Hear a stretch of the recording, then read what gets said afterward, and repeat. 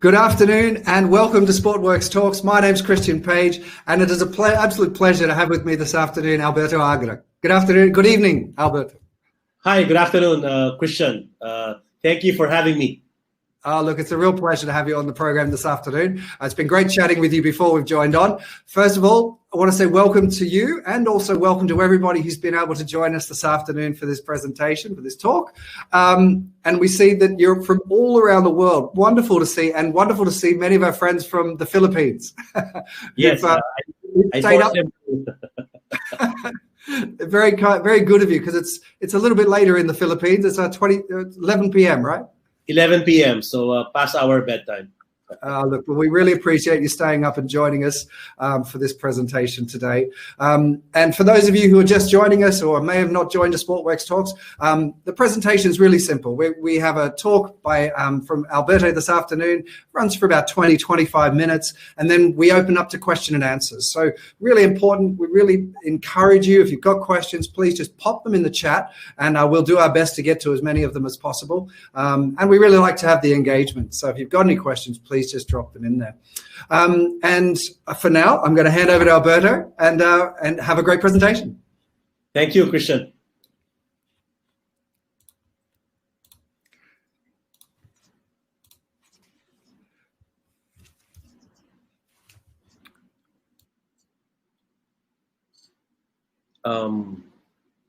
So again, good morning, good evening, good afternoon to everyone. But before I start my presentation, let me extend my appreciation to SportsWorks for accepting me as a sport worker, as a member of SportWorks, and at the same time giving me this opportunity to be with everybody. So let me begin by asking everyone a question. And this is actually also a challenge to everyone. What can we do in the next 10 years? And why is it 10 years? Because under the UN agenda for 2030, we have 10 more years to go in order to achieve the 17 Sustainable Development Goals. And when we talk about the 17 Sustainable Goals, it talks about actually the 5 Ps. People, planet, peace, prosperity, and partnership. So in my primer, which is actually the basis of this presentation, I'm a firm believer that sports can contribute to the achievement of the 17 Sustainable Development Goals. And here, when I talk about sports, I talk about not just competitions, but a holistic, broad, and even a purpose-driven orientation towards sports. And I really believe and advocate that through, around, in, and with sports, we can achieve the 17 Sustainable Development Goals.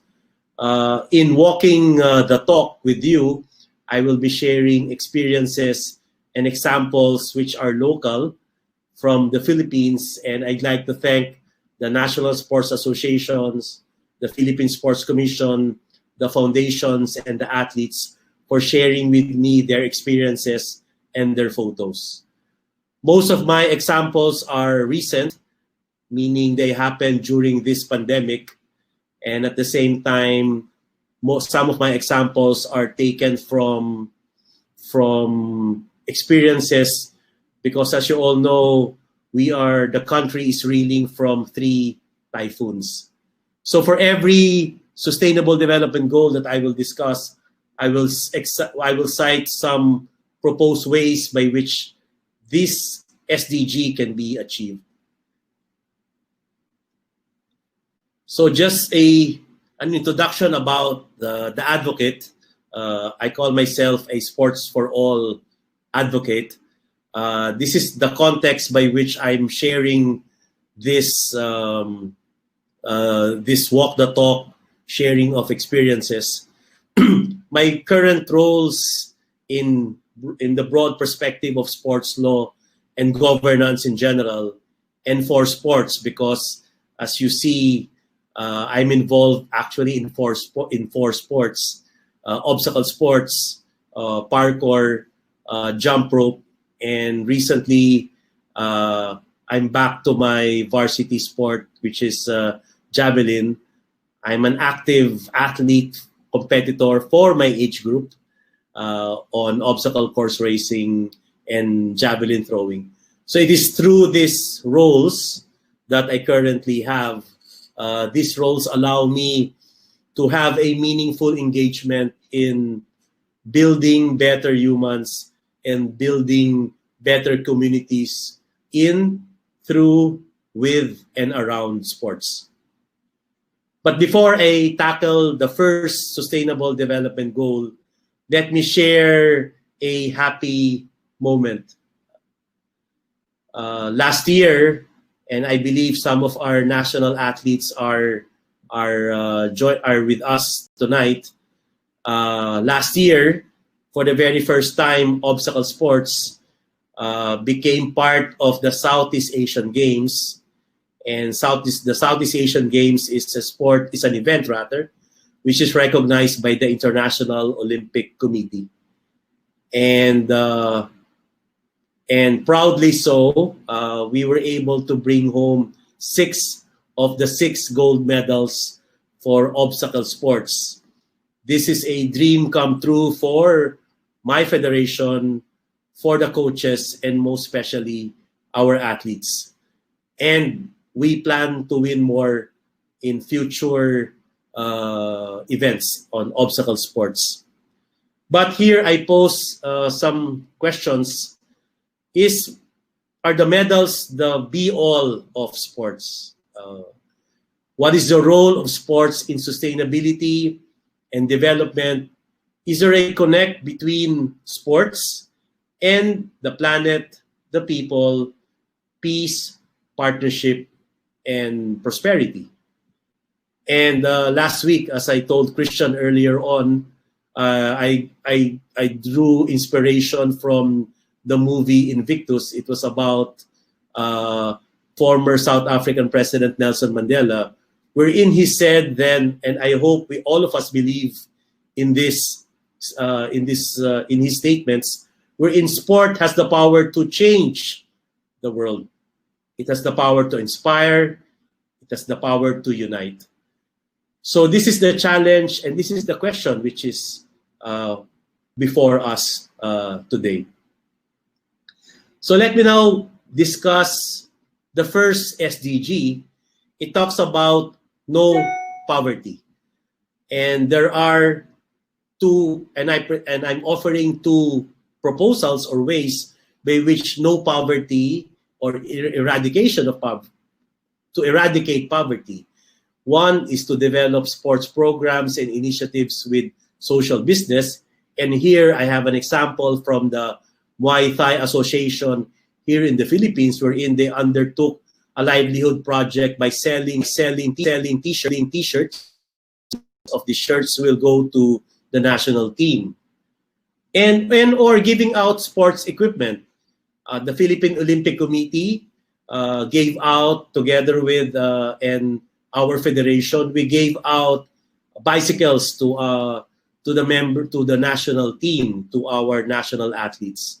So these are 2 simple ways by which poverty could be eradicated. So that is the first sustainable development goal.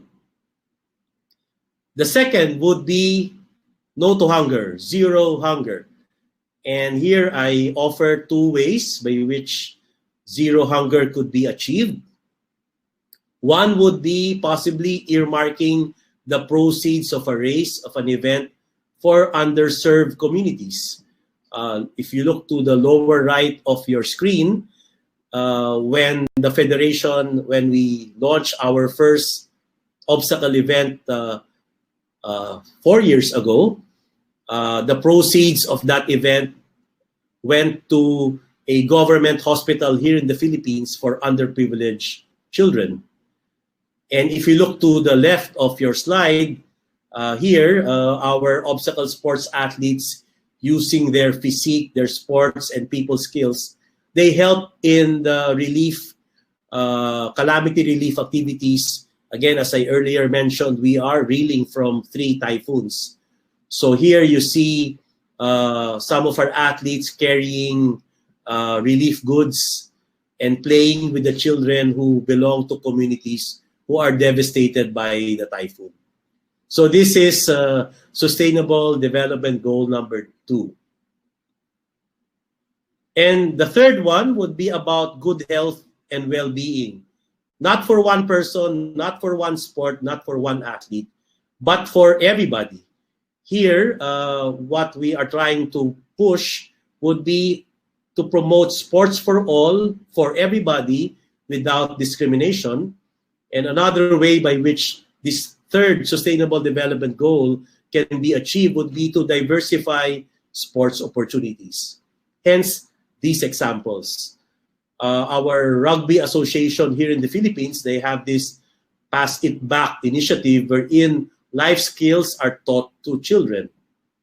The MVP Sports Foundation, they have for so many years has undertaken a grassroots boxing program for kids.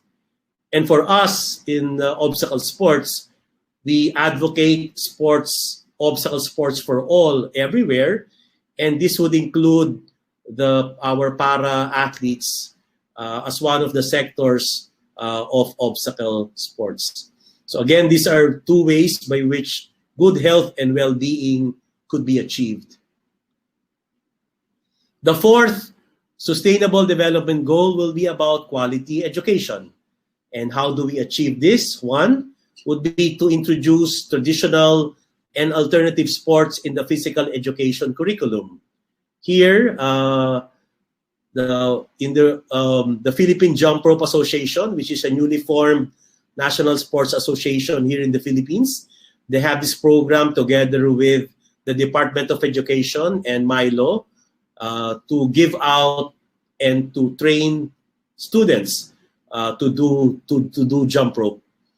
In the middle portion of this slide is a program also by Milo wherein kids are taught how to play football. And this is under formation. Hopefully, this will be incorporated as a not-for-profit association here in the Philippines. We are forming the Association for Community Sports Advocates, an overwhelming majority of which will be composed of local government officials from provinces, cities, and municipal, whose main function would be for sports and youth development in their respective local government units. The fifth Sustainable Development Goal is about gender equality. And here I'm proposing 2 ways by which this SDG could be achieved. Would be for sports programs to incorporate leadership and skills training for women and girls, and to institutionalize safe sport policies. Here are very humbling examples of one, reducing risk of child brides through rugby, and for our Muay Thai Federation, the Sheroes and Fight Like a Girl program for kids and for girls. Talking about the 6th and the 13th Sustainable Development Goals about clean water and sanitation and climate action, here the proposed ways would be to have sustainable policies and systems mindful of climate change. And rather than working against nature, events must work with nature. An example of that will be the coastal games being organized by our Philippine Sports Commission for the athletes to promote our coastlines. And again, because of the typhoon, which ravaged a lot of the communities here in the Philippines, our obstacle sports athletes is helping pave a damaged road, and a sepak takraw athlete here shown in this picture is actually rescuing a neighbor. So these are heroes and sheroes of the sports community. The 8th Sustainable Development Goal is about decent work and economic growth. Here, we need to elevate the welfare of our athletes and coaches through employment and livelihood. Here are 2 examples. The team captain of our obstacle sports team is fabricating and selling obstacles. And for our rowing team, they have this garden to table during the pandemic project. Again, all of these are intended for the welfare of our athletes. 9th Sustainable Development Goal is about industry, innovation, and infrastructure. Here, the proposal is to have sports facilities in mixed-use real estate development. Here you can see one of the developments here in Metro Manila, which is Arcovia. They will soon have speed climbing, obstacle sports, and even skateboarding. In the middle, which is a program by Toby Sports Foundation, helping build baseball Field of Dreams. And if you look at the backdrop of this photo, it shows a dump site. Here, there's a baseball field right beside a dump site.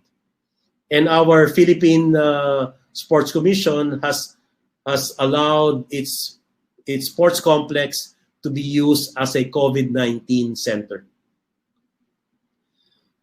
10th SDG will be to reduce inequalities. Here, our example would be to promote inclusivity. Here we see a program by the Philippine Sports Commission wherein kids belonging to indigenous communities engage in sports. And for Muay Thai, they have these Safe Streets projects. And again, all of these are designed to reduce inequalities. 11th would be having sustainable cities and communities, which hopefully include sports and physical exercise as part of local governance. Here, we are proposing cage football or football in a cage. All these sports are actually can be done in a small space. Jump rope can be done anywhere. And of late, our federation has fabricated and designed what we call an obstacle in a box. Here, this has 8 obstacles with 4 exercise stations. It's a 12-in-1 obstacle rig. So here, the objective of this would be to promote sustainable and active communities. Peace, justice, and strong institutions. Basically adhere to laws and policies. Just yesterday, we had a discussion from athletes and coaches and lawyers. We discussed what is the status of our national athletes. Are they employees, independent contractors, service providers, or beneficiaries of National Sports Association? My first primer is about anti-gender-based harassment in sports. So here, all national sports associations, all sports organizations must follow the law. And the last sustainable development goal will be about partnerships. And one form of partnership would be the engagement between government and the private sector. Here is an example of New Clark City, which is actually a multi-development area in terms of it will have hotels in the future, it will have houses. Some of the sports in the Southeast Asian Games were played in this facility. So these are the 17 Sustainable Development Goals and what has actually happened here in the Philippines in terms of how sports can contribute to the attainment of the Sustainable Development Goals. And let me end by sharing this. What is our metric or measurement of success? Is it just about games? Or it should also be, it should cover more than games and actually not just winning in the games, but winning in life. What is our center? Is it just a competition, or our center should be our lives? What is the field of play? Is it just about the events and the games, or we should expand our field of play to cover the community and our country? What is life all about? Is it only about sports, or what brings peace and joy to everybody? When we talk about athletes, are we just talking about the elite athletes and the winners? Or when we talk about sustainable development goals, it must be sports for everybody.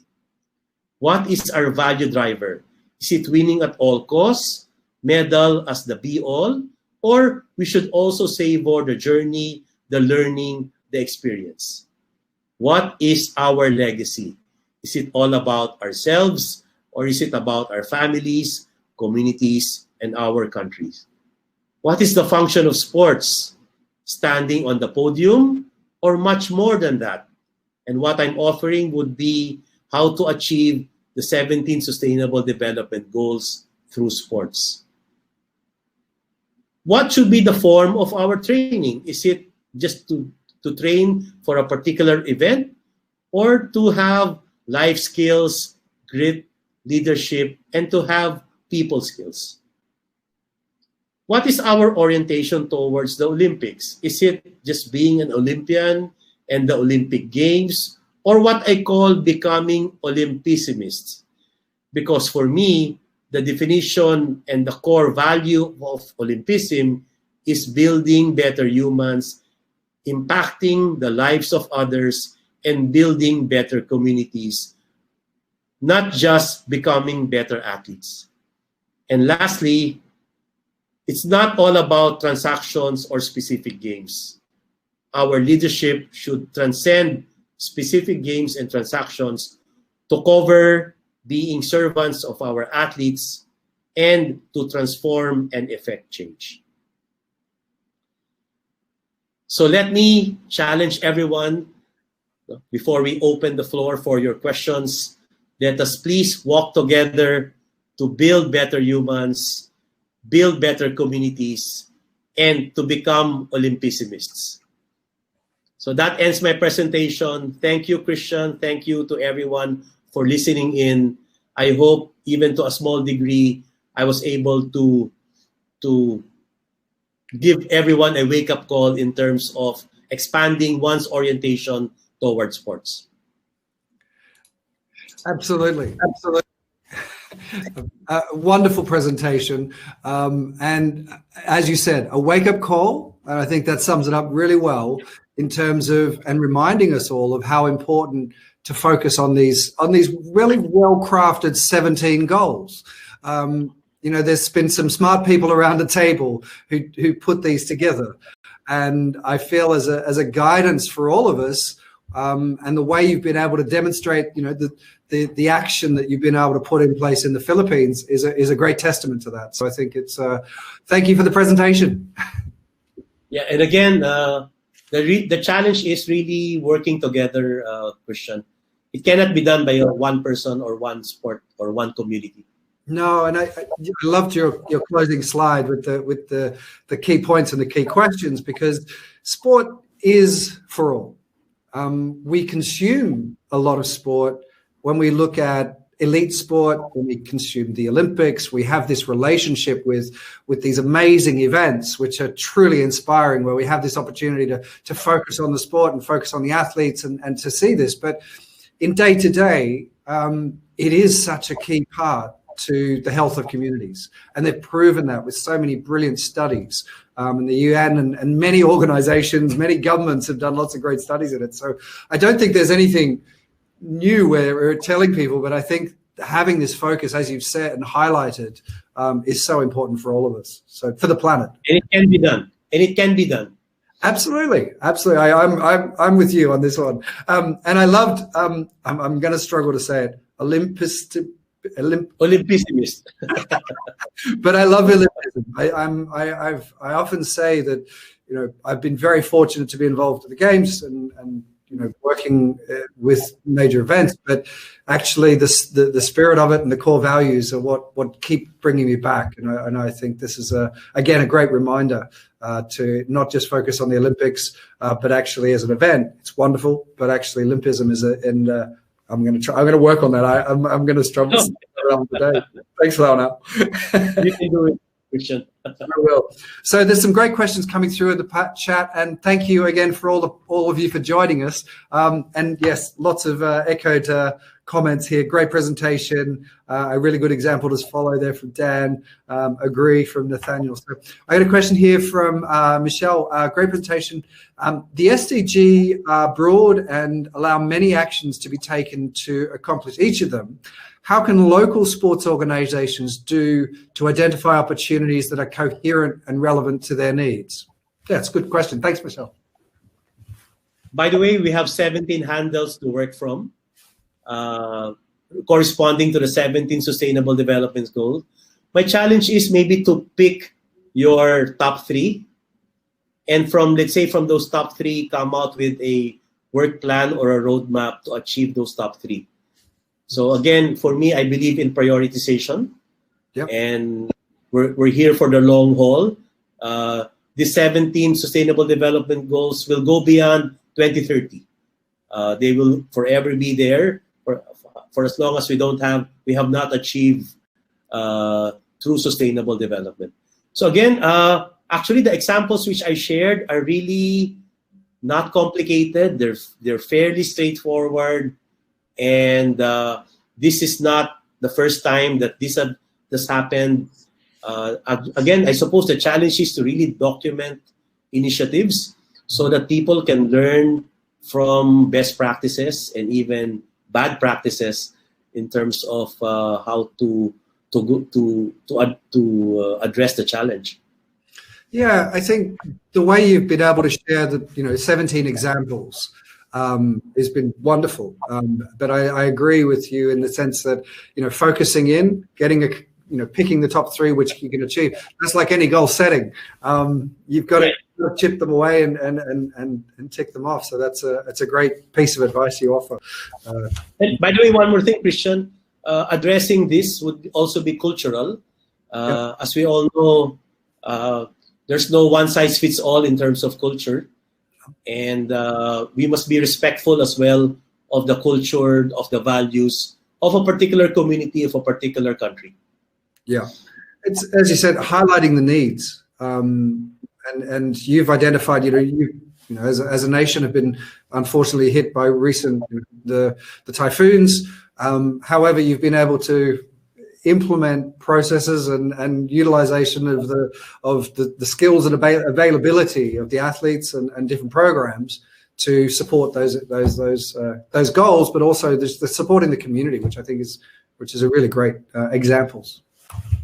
Right. So, yes, Christian. I'm going to go up into the next question. So here from Ian. Thanks for that, Ian. Al, how do you communicate this information to your athletes and communities? Yeah, great question. Is that from Ian? Yeah. Hi, Ian. Ian is the president of the World Obstacle Federation, and so again, Ian, it's constant for me. Constant dialogue. Social media is important. Yeah. And so documentation is likewise important. And right now, what we're trying to do for our national team as we celebrate our first year of the Southeast Asian Games, we need to pause, we need to reflect, and we really need to think about the Sustainable Development Goals. So communication is always important, and the message and the messenger are both important. So here the message is clear. So hopefully through this initiative, there will be a lot more discussion about the Sustainable Development Goals.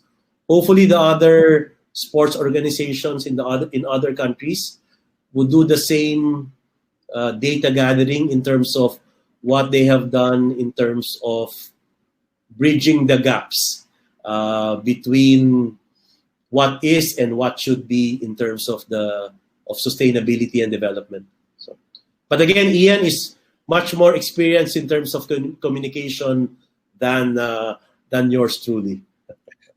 It's a great question, though. I think follow-up question to that: how have you found the athletes that you've been engaging with regarding the Sustainable Development Goals and their awareness in general around them?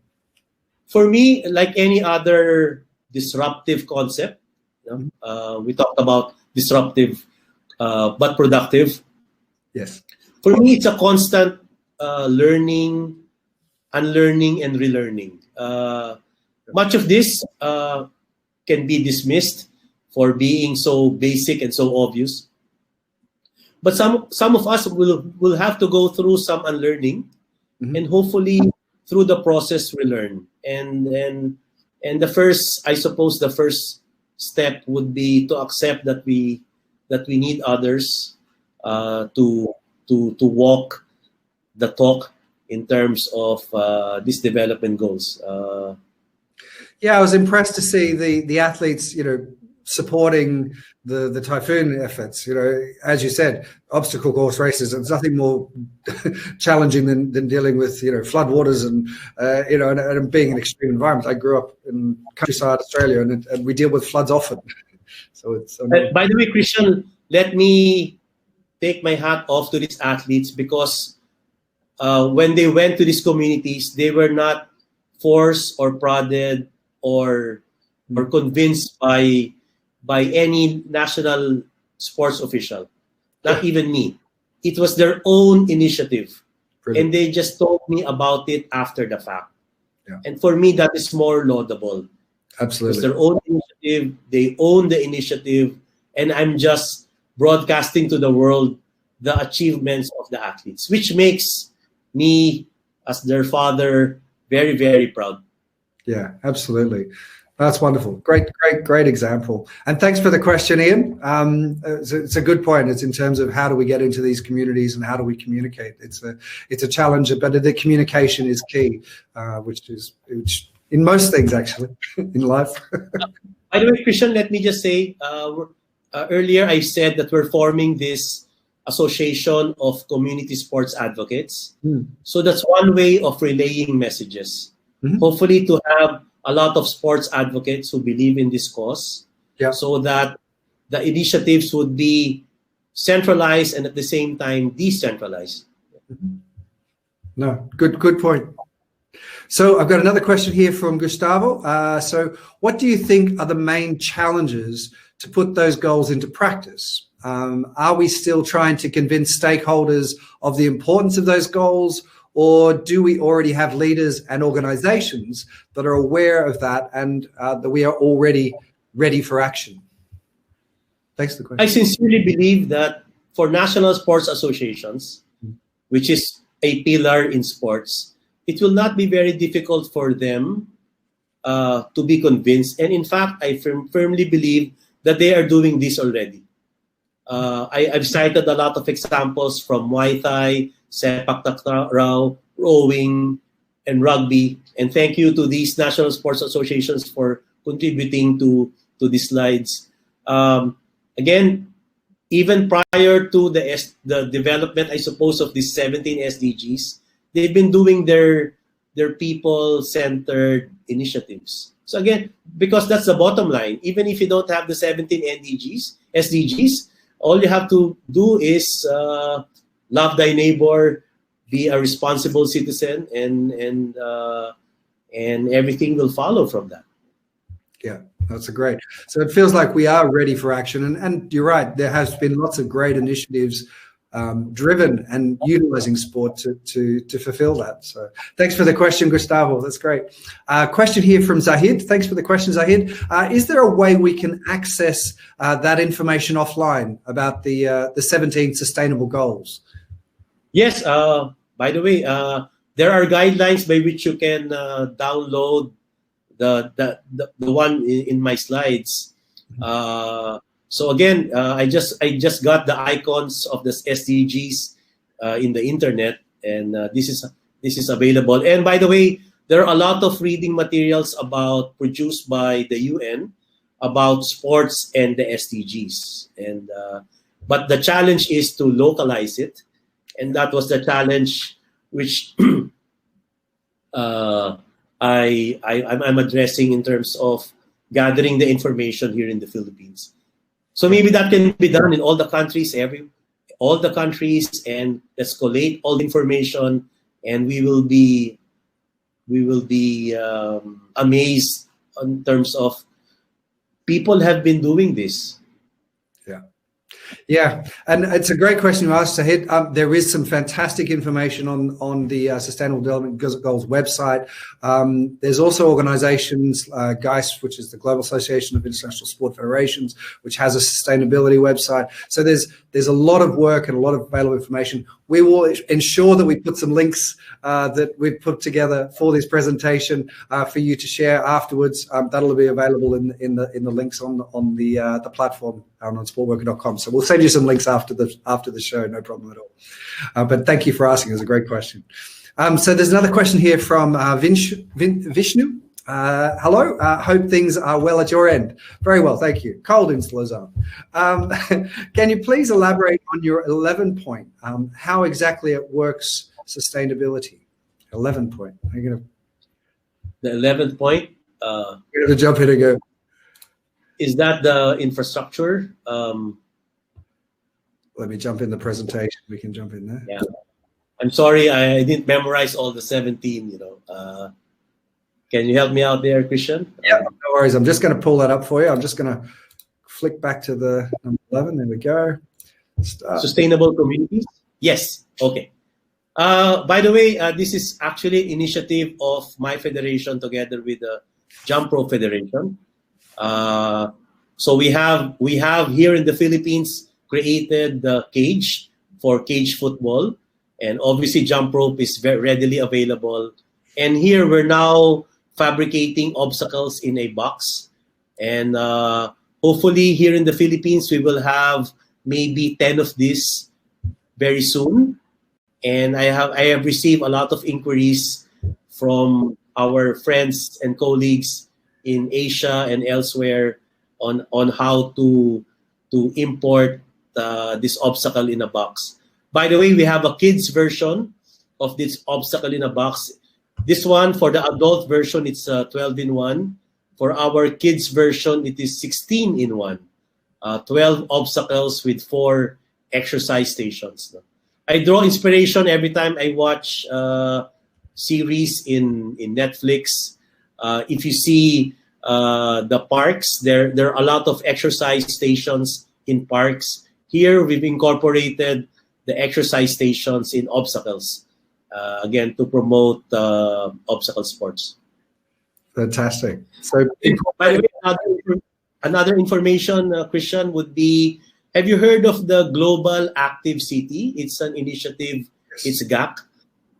They handhold you in terms of, at some point, getting certified to be a global active city. So here, actually, the SDG 11 is the GAC is actually supportive of SDG number 11. Brilliant.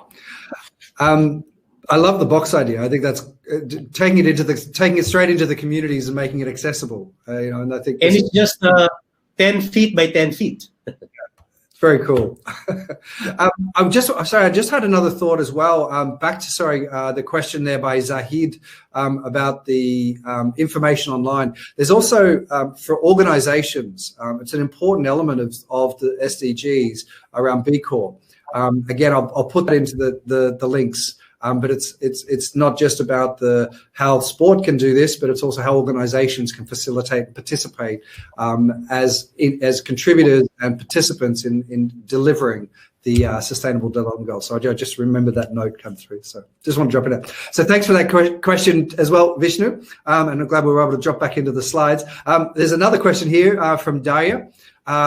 Thanks for the great presentation. that's our host, our wonderful guest, talking about goal number 4. A distinction is often made between teaching sport and teaching through sport. As far as I could tell, the examples in the presentation focused mainly on sport education, PE classes, teaching sports, etc. Could you briefly touch upon the ways sport-related initiatives can be used to form skills which are relevant not only to sport directly, but also to other spheres of life? Thank you. Great question, Dave. For me, sport is a good material for teaching leadership and resilience. So again, there's a clear connection between sports governance and leadership. So again, I've cited some examples here about, let's say for the Rugby Association, they have this Pass It Back program, which is actually teaching leadership skills to girls. So I think that's one. It touches on a lot of SDGs. Gender equality, welfare, talks about this anti-discrimination. So it touches on leadership skills. So again, leadership skills, how to build resilience, people skills. These are all interrelated, not just about lifting weights or doing jump rope or doing obstacles. There's much more than that. And again, in my last slide, when I talked about for sports and sports for, clearly learning is likewise inclusive and expansive to cover life skills.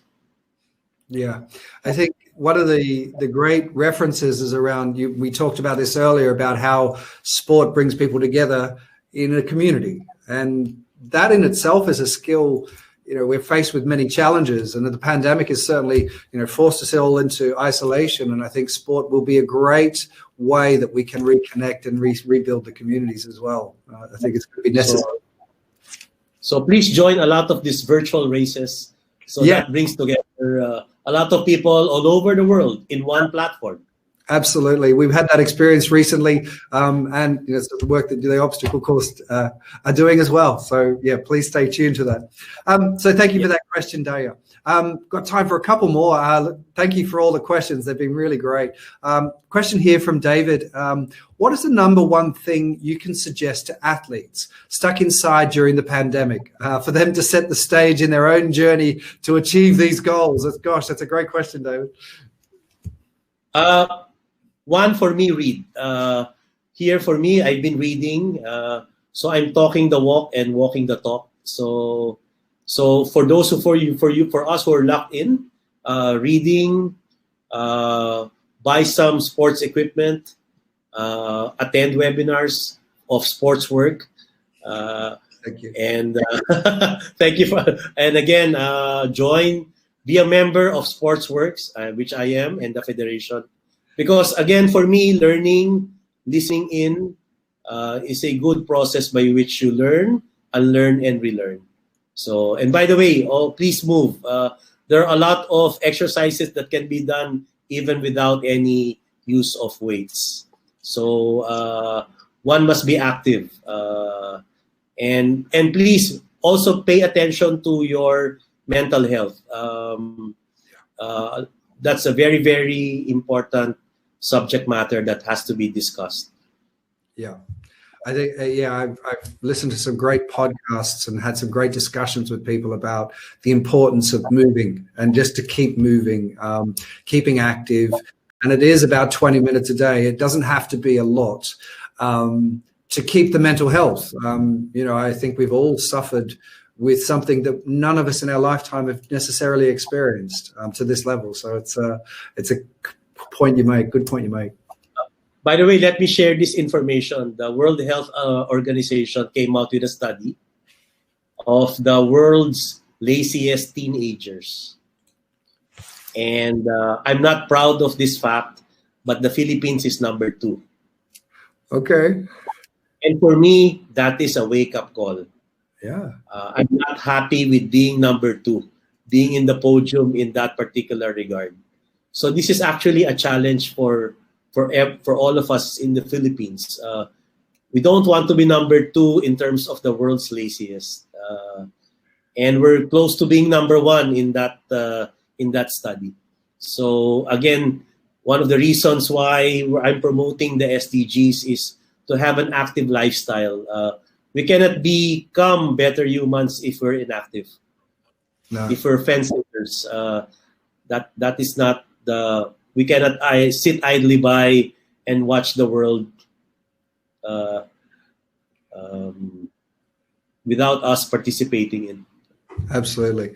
No, it's a good friend of ours and a big advocate of the sport for sustainability, Phil Furrer. And I remember having this discussion with him. We're talking mid-lockdown. This was March, April time. And we had this discussion. He says, yeah, we've just got to get out. We've got to keep moving.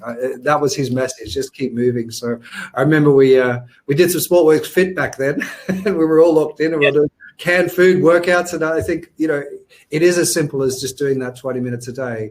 And as you've mentioned, jump rope you can do anywhere, and it's a great sport.